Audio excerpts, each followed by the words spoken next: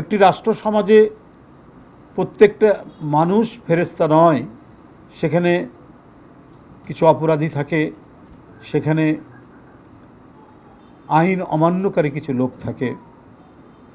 তো তাদের বিরুদ্ধে ব্যবস্থা গ্রহণ করে আইনের শাসন প্রতিষ্ঠা করাই তো একটি নির্বাচিত জবাবদিহিমূলক সরকারের প্রধান বৈশিষ্ট্য। সরকারের যেগুলো ভুল হচ্ছে সেটা আপনারা ধরিয়ে দিতে পারেন, কিন্তু চক্রান্ত করা, ষড়যন্ত্র করা এবং নানাভাবে চক্রান্তের ইঙ্গিত দেওয়া, এইটা এদেশের মানুষ কখনোই এটাকে ভালোভাবে নেয়নি, ভালোভাবে নেবে না।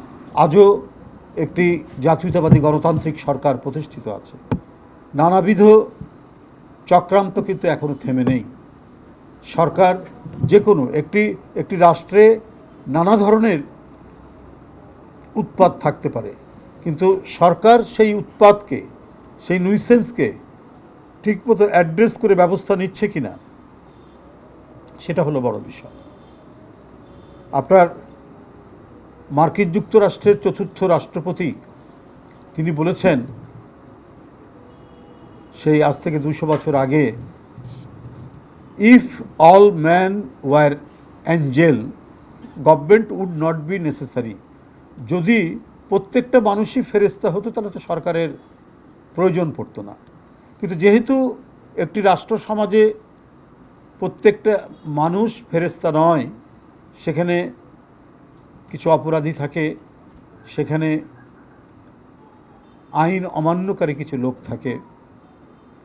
তো তাদের বিরুদ্ধে ব্যবস্থা গ্রহণ করে আইনের শাসন প্রতিষ্ঠা করাই তো একটি নির্বাচিত জবাবদিহিমূলক সরকারের প্রধান বৈশিষ্ট্য।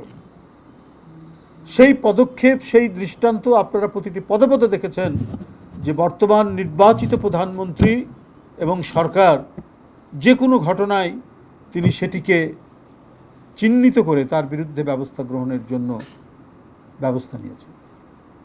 আপনারা রামিসার সেই নিপীড়নের মধ্যে দিয়ে হত্যার ঘটনা জানেন, কিভাবে তিনি সেখানে ছুটে গিয়েছেন, তাদেরকে সান্ত্বনা দিয়েছেন এবং অপরাধীকে আইনের আওতায় নিয়ে এসছেন এবং অতি দ্রুত বিচার আদালত সেটি করবে, নিশ্চিত করবে, এবং সেই বিশ্বাস আমাদের জনগণের প্রত্যেকেরই আছে।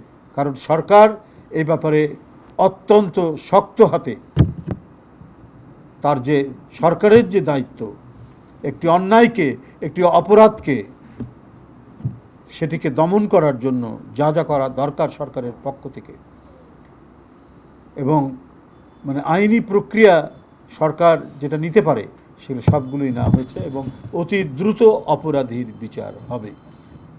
এবং এইরকম নানা ক্ষেত্রে, কি জাতীয় দুর্যোগ, সে বন্যা, খরা, অথবা দীর্ঘদিন ধরে সমাজের যে দারিদ্রতা, যে ধরনের সাধারণ মানুষ যারা নানাভাবেই অসহায়, হয়তো সামান্য অর্থের জন্য সে তার জমিতে কাজ করতে পারছে না, বা সে একটা মুরগির খামার পালন করতে পারছে না, তাদের জন্য শুরু থেকেই তিনি যে অঙ্গীকারগুলো করেছিলেন নির্বাচনে আগে, সেটা বাস্তবায়ন করছেন। তাদের মধ্যে আপনারা জানেন ফ্যামিলি কার্ড, কৃষি কার্ড এবং আরও বিভিন্ন কার্ড, হেলথ কার্ড, এগুলো শুরু হবে সামনে। ইতিমধ্যে এই দুটি কার্ড দেওয়া হয়েছে। কিসের জন্য? সোশ্যাল আপলিফটমেন্ট, সোশ্যাল ডেভেলপমেন্টের জন্য। তার যে অঙ্গীকার, এই অঙ্গীকার শুরু থেকেই, প্রথম দিন থেকেই তিনি সেই কাজগুলো করছেন। তারপরেও কেউ কেউ বলছেন ষড়যন্ত্র হচ্ছে, চক্রান্ত হচ্ছে। আপনারা যদি এই দেশের রাষ্ট্র কাঠামোর অংশ হয়ে থাকেন, এদেশের রাজনৈতিক যে কাঠামো তার যদি অংশ হয়ে থাকেন, তাহলে সেই ক্ষেত্রে আপনারা সরকারের যেগুলো ভুল হচ্ছে সেটা আপনারা ধরিয়ে দিতে পারেন, কিন্তু চক্রান্ত করা, ষড়যন্ত্র করা এবং নানাভাবে চক্রান্তের ইঙ্গিত দেওয়া, এইটা এদেশের মানুষ কখনোই এটাকে ভালোভাবে নেয়নি, ভালোভাবে নেবে না।